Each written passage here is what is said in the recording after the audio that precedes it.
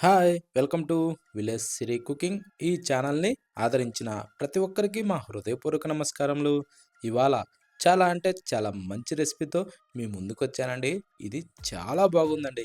ఒక్కసారి దొండకాయతోని ఈ టైప్లో మనం కర్రీ చేయాలి కానండి, జుర్రుకొని తింటారండి. అంత టేస్టీగా ఉంది. ఎవ్వరు కూడా మిస్ కావద్దండి. ఎంత కొత్త వాళ్ళైనా సరే ఈ కర్రీని మాత్రం చాలా ఈజీగా తయారు చేసుకోవచ్చండి. ఎలా చేయాలో, ఎలా చేశానో మన కిచెన్‌లోకి వెళ్ళి చూద్దాం. కాకపోతే ఏందంటే, ఈ టైప్‌లో ఈ కర్రీని మాత్రం ఎవరు గూడా మిస్ కాకండండి. టేస్ట్ మాత్రం చాలా అంటే చాలా బాగుంది. తర్వాత మీరే అంటారు. ఇప్పుడు స్టవ్ ఆన్ చేసి ఒక ప్యాన్ అయితే పెట్టుకొని, దాంట్లో ఒక 2 లేదా 3 గంటెలు ఆయిల్ వేసుకుందాం. వేసిన తర్వాత కొంచెం వేడెక్కనిచ్చి, తాలింపు గింజలు ఒక టేబుల్ స్పూన్ వేసుకొని, ఒక్క 4, 5 వెల్లుల్లిపాయల్ని ఇలా నలగబొడిసి వేసి, ఒక 2 లేదా 3 ఎండుమిరపకాయలని ఇరిసి ఏసి కొద్దిగా అలా వేగనిచ్చుకోవాలి సన్న మంట మీద.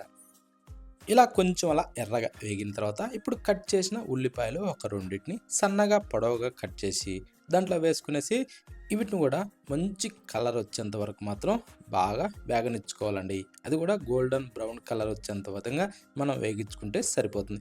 ఇప్పుడు దీంట్లో ఇందాక మనం కట్ చేసిన ఈ దొండకాయ ముక్కల్ని అందులో వేసుకోవాలి. వేసిన తర్వాత ఒక టేబుల్ స్పూన్ అయితే సాల్ట్ వేసుకునేసి, చిటికెడు అంటే చిటికెడు పసుపు దాంట్లో వేసుకునేసి ఇలా బాగా కలుపుకోవాలండి.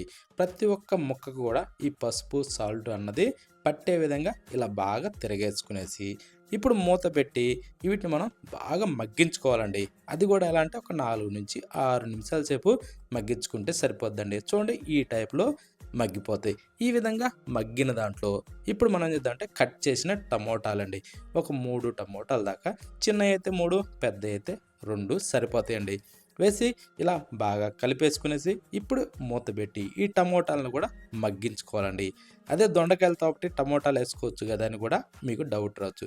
కానీ దొండకాయ ముక్కలతో ఒకటి టమోటాలు వేస్తే టమోటాలు మాత్రమే వేగుతాయి కానీ దొండకాయలు వేగవండి. ఓకేనా?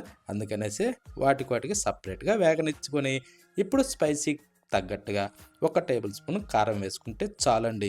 మరీ ఎక్కువ అవసరం లేదు. ఓకేనా? ఒకవేళ స్పైసీ కావాలనుకున్న వాళ్ళు కొంచెం వేసుకోవచ్చు, ఇబ్బంది లేదు.